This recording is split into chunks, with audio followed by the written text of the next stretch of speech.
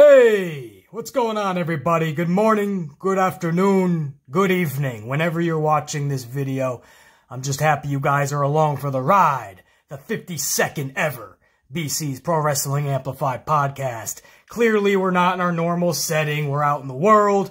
I'm just happy I was able to find a semi-remote location to film this podcast.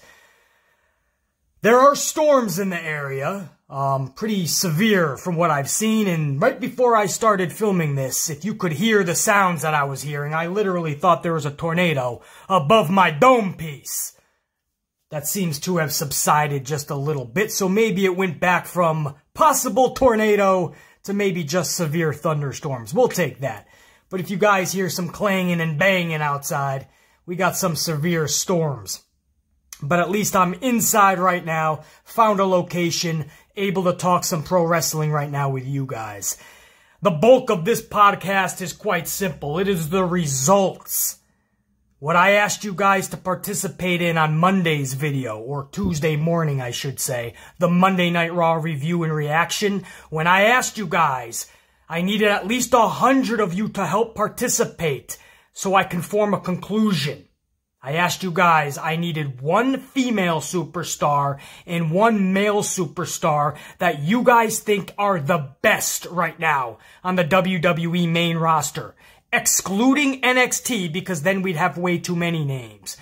But Raw and Smackdown combined, one male, one female that you guys either believe is the best or it's just your favorite. The two superstars that if they're coming to town, you're most likely to spend your money because those two superstars are going to be there. I needed at least 100 of you guys to participate. I got over 900 of you guys to participate. Over 900 comments when it was all said and done. So not only did I get my 100, we times that, we multiplied that, we almost hit 1,000. So now I can take that microcosm of my conclusion, and I can pretty much broaden that out even more so. So you guys really came through. Thank you. And that's why I always say, my amplified unit, there is no better wrestling fan in the community than an amplified unit member. I love you guys. Thank you for coming through. And there was a reason for it, because I needed to gauge right now. There's no more time for talk. We need to gauge and we need to take action on who the audience out there, the crowds, this community is loving and who we're just not. And it's time for officials in that company, those suits and ties, to start taking notice. I have the results. You guys chose one male, one female. You might be blown away by this. You may not. I'm going to give you guys the top 5 males and the top 5 females, and then I'm even going to give you some notables. And you might be shocked about who didn't even make the list in the top 5 and who didn't even make the list on the notables. Who's outside of the top 10? Might shock you. These numbers came in over the last 72 hours, and I kept tallying. I kept adding on for you guys. And again, I thank you for coming in strong, because now we have hundreds and hundreds of votes that we can now lean on. And just like the Nielsen ratings, they don't tally everybody's home, they just take a small sector. And they use the hundreds and hundreds that they use. They put those devices in their homes. They take those hundreds and they use them as a microcosm to something even grander, something that much more at large. And that's what we do here. Just like the Nielsen ratings, we take these hundreds, and that's a small microcosm to a larger portion of the audience. So the amplified unit may be one sector of the wrestling community, one sector of the wrestling audience, but we speak for something much larger, because that leaks into the wrestling audience as a whole. Hopefully that makes sense. I got the results. We're going to talk about it in just a minute. I first want to go over tonight's Smackdown preview for you guys.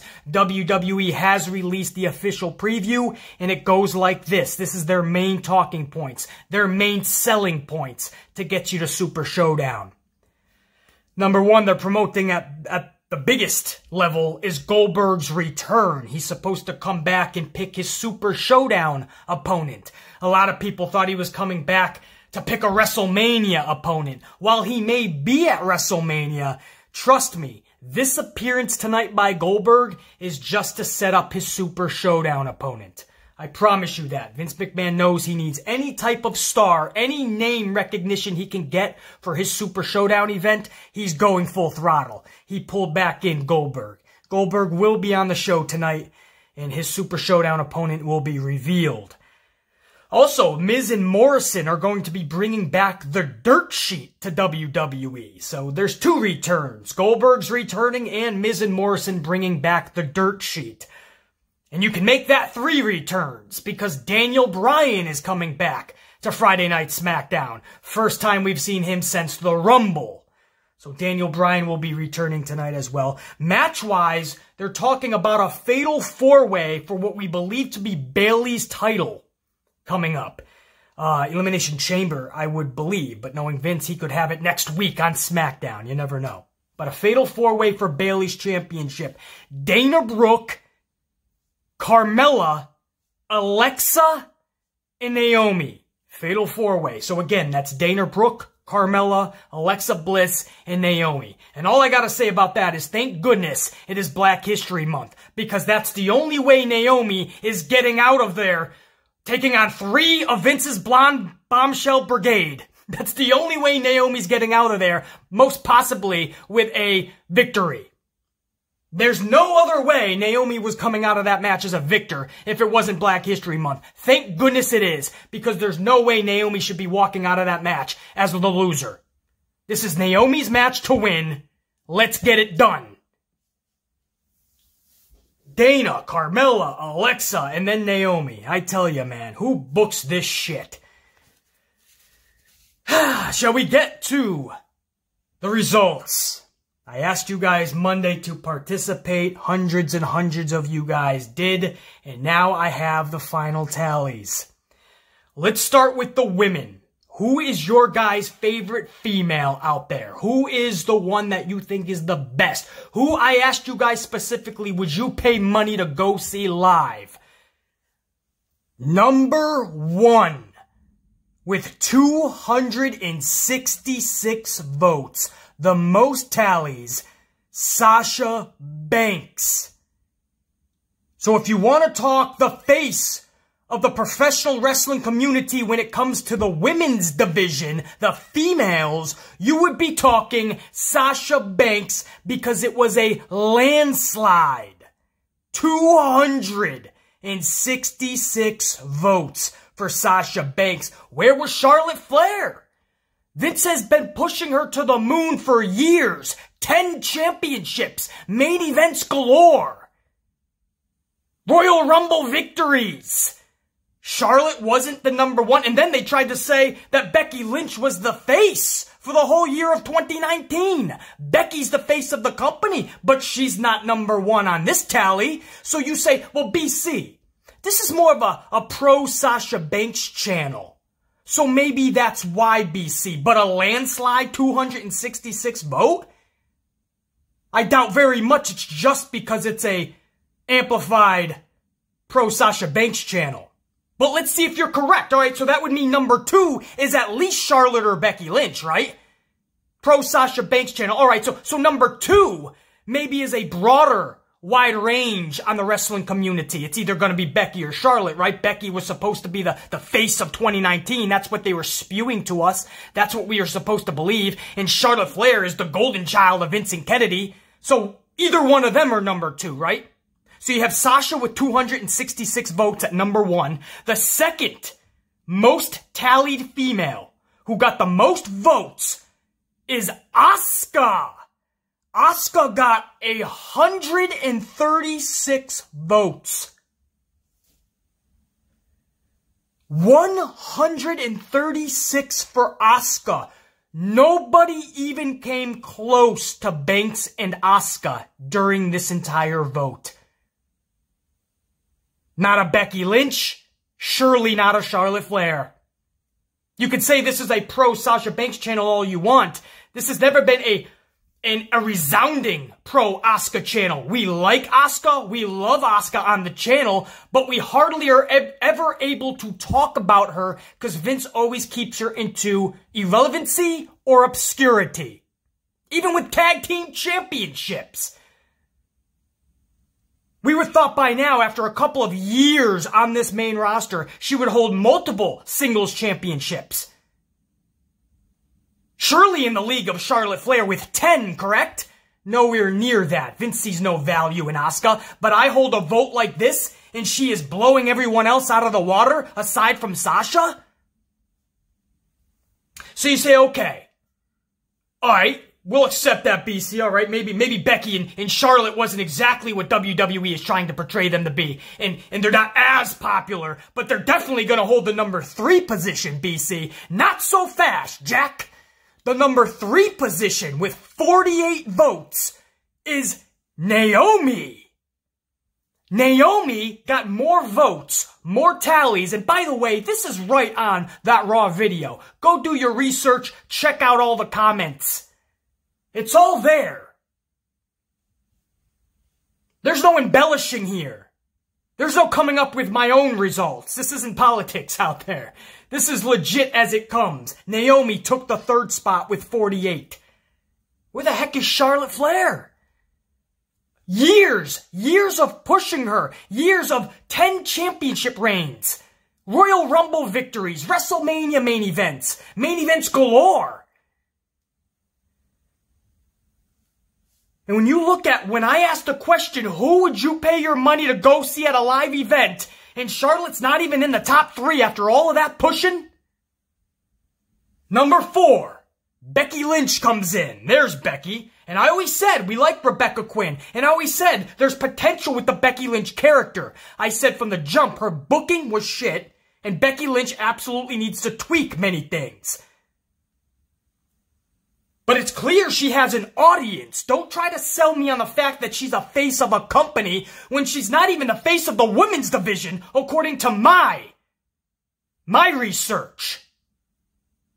And on this channel, and when you have nearly 1,000 people participating, how do you think they do the Nielsen ratings? That's a microcosm to a larger grand spectrum of it all. The bigger picture.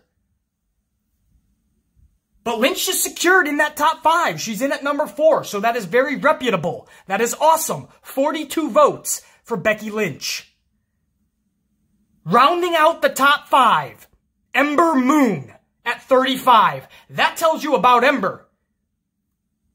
If she's not injured because she's busting her ass at every single live event, and every single live event is the only time she can portray her skills and her talent, and she goes full throttle at these live events, and she ends up getting injured a couple of times. And when she's not injured, when she's on that main show, she's either not on the show or placed in irrelevancy. Sound familiar? Just like Asuka. Just like Kyrie. Hell, just like Sasha 90% of the time. Naomi, I can go on and on. And even though Vince McMahon stuffs them down as much as he cannot stuff down their popularity. He cannot stuff down the connection that these individuals have with their audiences and with their crowd, with the community. That top 5 again. Number 1, Sasha Banks at 266 votes. Asuka comes in at number 2 with 136. Naomi, number 3 at 48. Becky Lynch with 42. Ember Moon, 35. Ember Moon still made the top 5, even though she's placed in obscurity or irrelevancy. That tells you how damn good she is. Now, some notables here outside of the top 5. Bayley was just outside the top 5 with 29. So she was at least knocking on the door of Ember Moon. Again, Bayley at 29. Alexa Bliss comes in at number 7, just behind Bayley by 1 tally. Alexa has 28. She comes in at number 7. Liv Morgan, who just returned with bad booking, and this is what I mean. If they gave her good booking, Liv Morgan had a lot of potential to be something awesome in that company, because Liv Morgan has 23 votes and tallies, coming in at number 8. Where the hell is Charlotte Flair? We're about to be at number 9, you're thinking, right? Well, there's Charlotte. Charlotte comes in at number 9 with 16 votes, only 1 ahead of the number 10 position, which was Zelina Vega with 15. Let me repeat that. Charlotte beat Zelina Vega by 1 vote. Zelina Vega isn't even really an active member on the roster. Sure, she has wrestling matches from time to time, but she's basically a manager slash business partner slash valet. Zelina Vega nearly topped Charlotte in votes for who people would pay money to go see. If that's not telling you that the Charlotte experiment has failed, we're feared. It's been feared from day one, because we knew it was going to fail, but it has failed. Zelina Vega with 15, Charlotte with 16. Charlotte comes in at number 9, Zelina with number 10. Kairi Sane. We'll end it here at number 11. Kairi Sane rounds it out with 14 votes. That is the women's side of things, and that's what I mean when you hear me say that I'm noticing that Becky Lynch's reaction is going down and has gone down drastically, and I give you guys reasons. It's not even mainly her fault. It's her booking, the way they have used her, the way they have nauseously tried to protect her. These are things that could be fixed. The company refuses to fix them. Instead, they turn a blind eye. But if they listen to people that know what they're talking about, these things could have been fixed in 2019. And Charlotte Flair, don't even get me started. Charlotte Flair, for years, was just pushed and pushed and pushed as the main gal, the main female. Even with Becky being the face, Vince always wanted Charlotte to take the biggest part of the spotlight. And what has it led to? In 2020, he still has her winning Royal Rumble matches even. Going on to one of the main events at Mania. Trust me, oh, BC, it's only a Rhea Ripley NXT Championship match. Trust me, Vince will make this sound and be like it's a main event. Because it involves Charlotte Flair. And at what point do we just say enough? It's 2020, she's winning the Rumble, and she can't even crack the top 5. On a list that is created to see who people want to spend money to go see. Who people think is not only just the best, but who is their favorite. Who do they connect with? She's at number 9, barely beating Zelina Vega. It's no longer one man's opinion. And you hear Corey Graves, finally somebody in the company who I've had issues with, obviously. You guys know me and Graves don't necessarily see eye to eye. But Graves goes on his little podcast, and Graves says, I'm noticing something recently. And Becky Lynch's, her reaction's going down. There's not that same intensity. There's not that same reaction when she comes out. She gets the initial pop, some Becky chants, and all of a sudden, everything dwindles down faster than she once had. And I told you guys I've been noticing for the longest time. Graves and other people within that company are finally opening their eyes.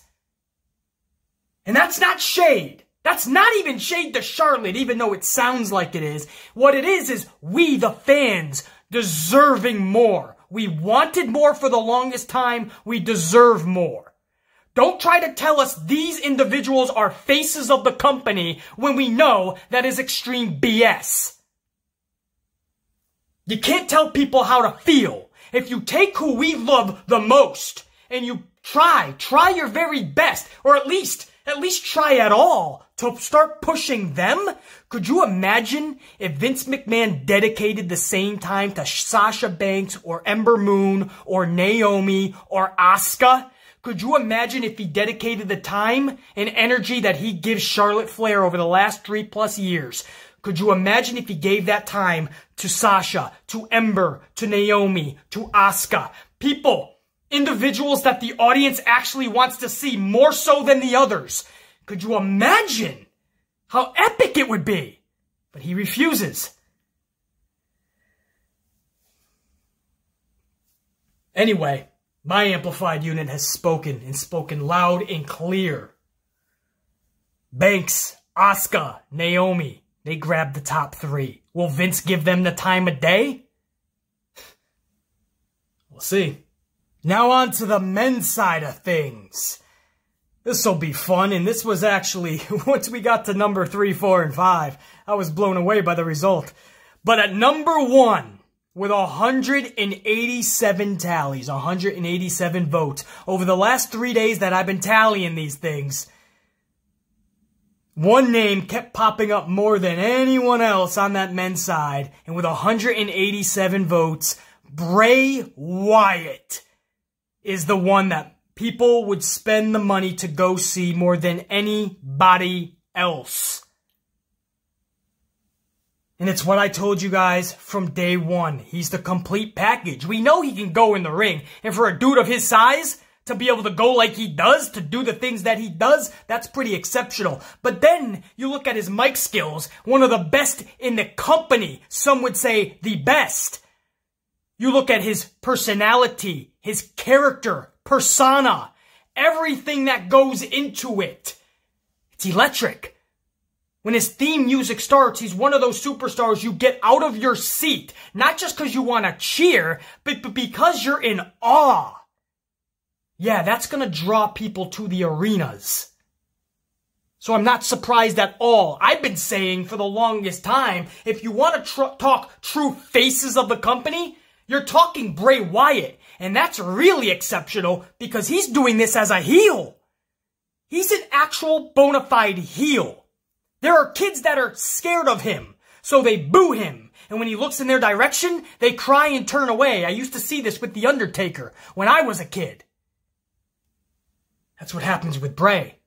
And what he does to their heroes like Daniel Bryan. Yet even as a heel, people love the character of Bray Wyatt more than anybody else with 187 votes. Number 2, also not shocked. And it's about time that Vince is giving him the time of day. And with 113 votes, 113 tallies at number 2, is Drew McIntyre. You know it pained Vince McMahon not to have Roman Reigns win that Rumble. You know that's what he wanted to go with. But he knew, he had to have known and had people in his ear going, Vince, people are loving Drew McIntyre right now. Man, we gotta make it true. No, it's gonna be Roman. Roman's winning it. No, Vince, you really should make it Drew. I mean, Roman is, it's just, people are not, this is gonna make people revolt against Roman even more. Finally, they make a right call.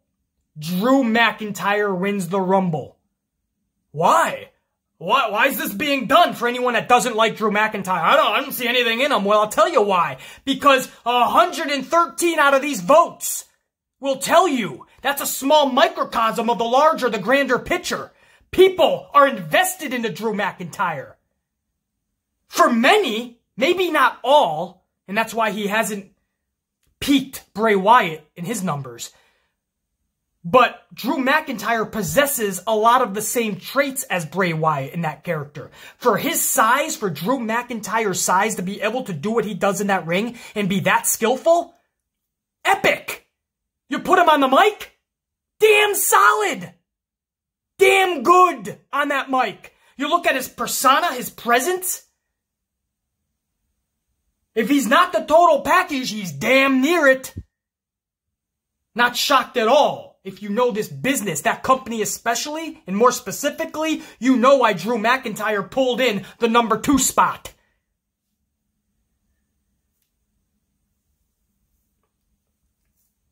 And they're starting to see on the men's side of things, if after WrestleMania, and unfortunately I don't see Wyatt holding the championship past Mania, but if he did, and Drew McIntyre won the championship at Mania, do you realize in one night, for one night, you would have McIntyre and Wyatt both as champions, and both come in at number 1 and 2 during this study, during this experiment, during this vote.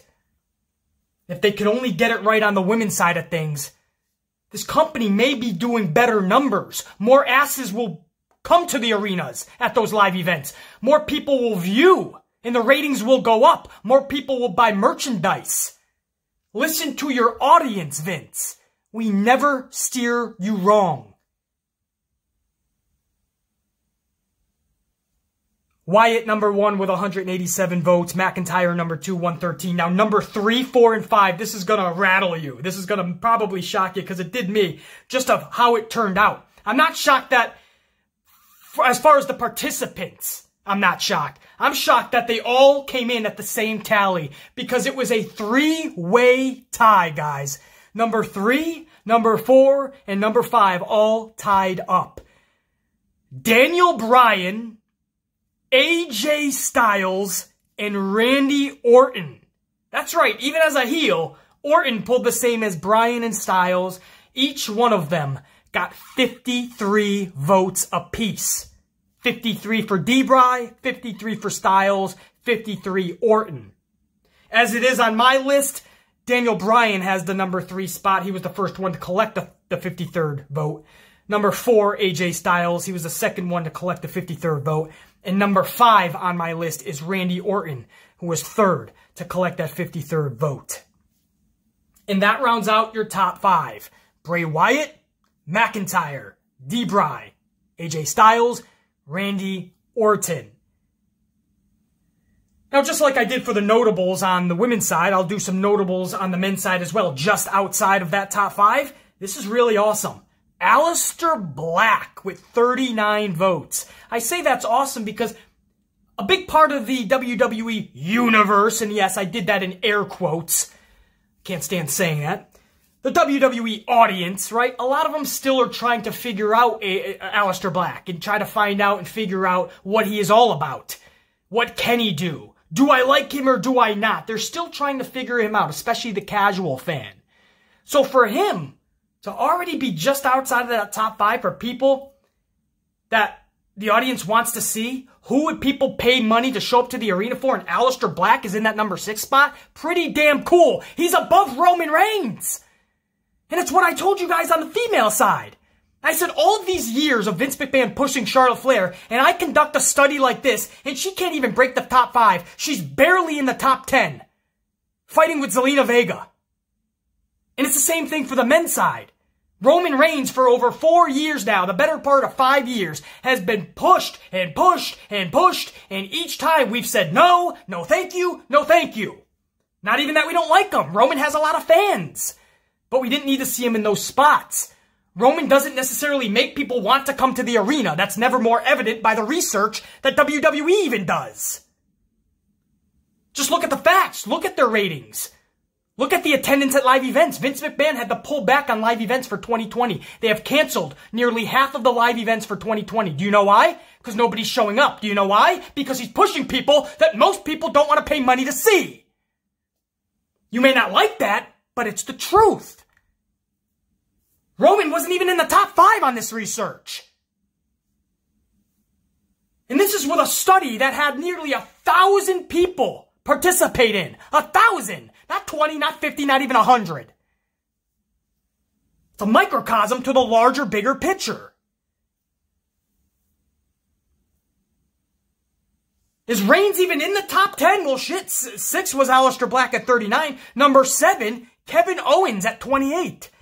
Number 8, Brock Lesnar got 24 votes. Brock Lesnar. People will spend money to go see Brock Lesnar before Roman. 24 votes. Seth Rollins came in at number 9 with 22 votes.